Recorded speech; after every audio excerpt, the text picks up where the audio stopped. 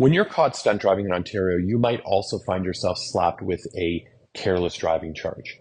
If you're scratching your head and wondering, if you have to defend yourself against two separate charges in court, you're not alone. In this video, I'm going to break down what each charge means and why you could face both and what typically happens in court. So what is careless driving in Ontario? Careless driving is a serious offense under Ontario's Highway Traffic Act, specifically Section 130. In simple terms, you're guilty of carelessly driving. You're not paying attention while driving, or you're not considering the safety of others on the road.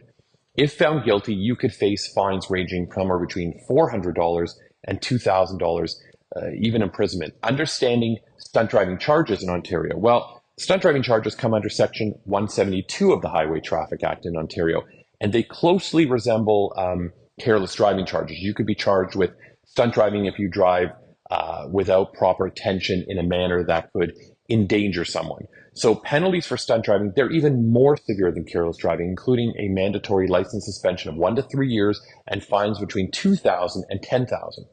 So do I have to defend against both charges? Well, the short answer is usually no. The court typically proceeds on only one of the two charges, which is often the stunt driving, due to the fact that it's got more severe penalties. So while you may be initially charged with both, the main focus will likely be on the stunt driving offense when it's time for your court appearance. Why would I be charged with both careless driving and stunt driving?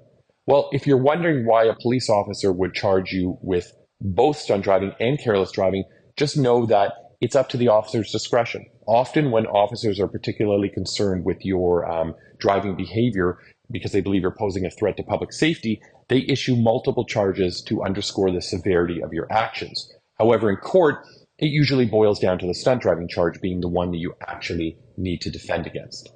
So final thoughts on the careless driving and the stunt driving and getting charged with both of these charges at the same time in Ontario. It can be a distressing experience. While you may face both charges initially, the court usually only proceeds with the more serious charge, which happens to be the stunt driving.